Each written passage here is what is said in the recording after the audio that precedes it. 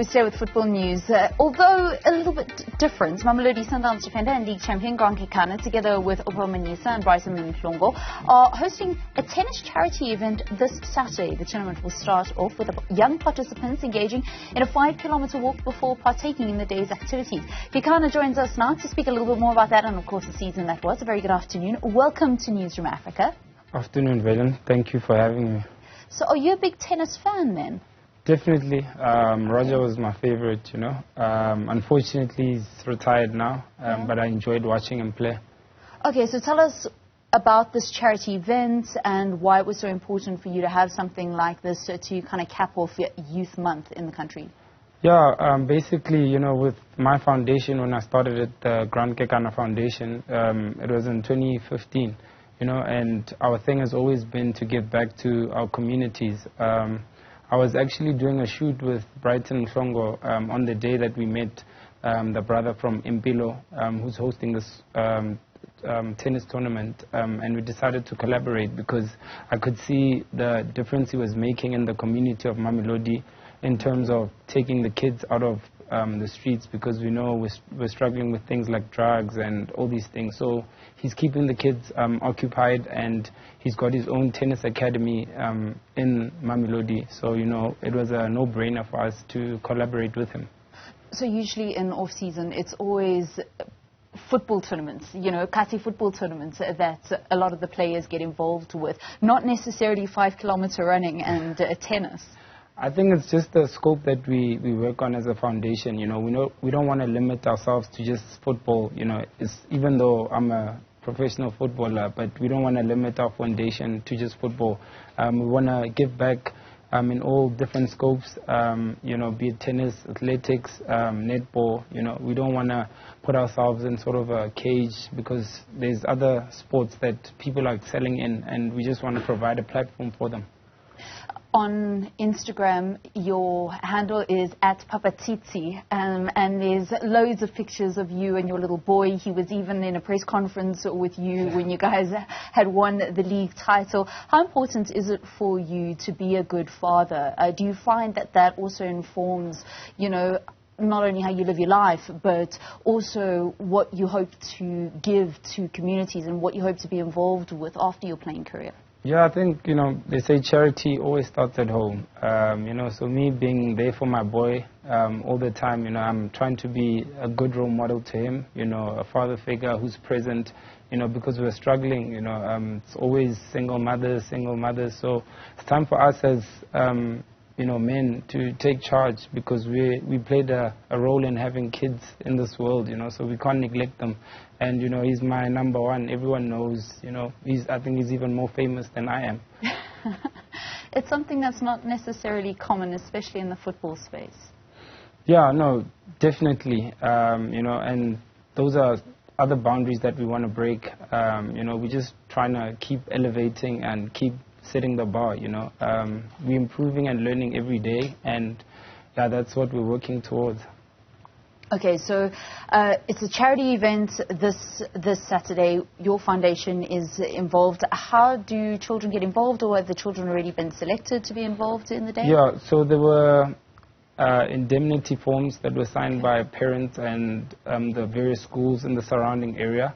But there'll also be walk-ins that will be happening on the day. So far, I think we're expecting close to 70 kids. So it's group ages from under 10 to under 16 that will be partaking on the day. Okay. So let's speak a little bit about the season that was and the season that's still to come. I see that Soccer Leduma reporting today that you guys are going to be back in camp on the 29th of June. When are you guys supposed to be rejoining the Kruger Cup?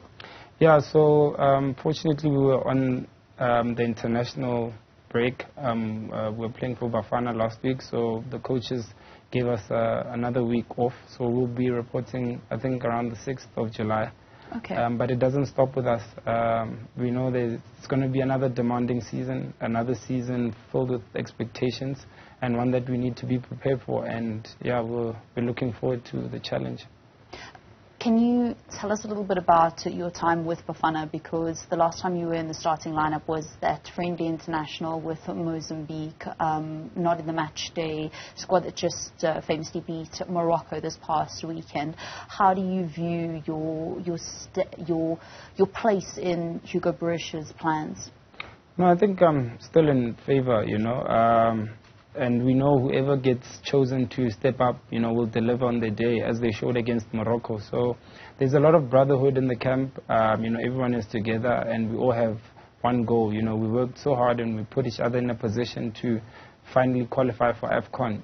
So we just keep going, we keep riding the wave, and we support each other. And football is not an individual sport, so I can't be expecting people to it's my feelings if I'm not in the team. I just need to play my part in being supportive, and that's what I'm doing.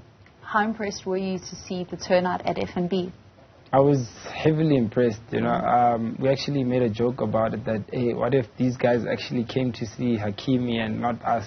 But the support we got on the day was very beautiful, and we're hoping to get more support like that, because supporters are our 12th man, and you saw how the boys played on the pitch. They left everything there. So such turnouts help us going forward, because we know where we were in '96, and we're trying to be that new generation, that succeeds '96, because it's been a lot of fluctuation within the performances of Bafana, and it's something that we want to break and, make our own history. Was that Clive Barker tribute celebration discussed beforehand? I think some of the guys spoke about it. Nobody was expecting Zakes to do it, but because we know Zakes is always at the right time, right place, he did it, and we just followed, Touching moment, though. Yeah, it certainly was. Certainly for, I think, everybody at FNB and everybody watching. So, for Mamelodi Sundowns, it was just a runaway victory in the league, and most people were saying, don't judge you on that, judge you on the CAF Champions League. How difficult has it been for yourself and for the team to get over that semi-final defeat?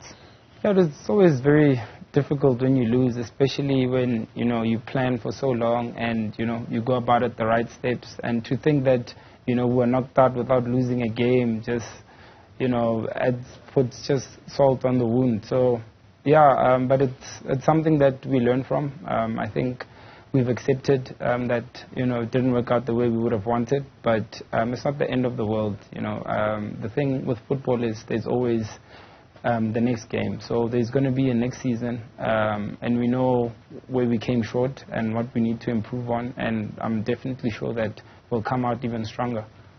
Grant, it's been great chatting to you. Thank you so much for coming into the studio. All the best of luck for the charity event on Saturday in Pretoria. Thank you for having me.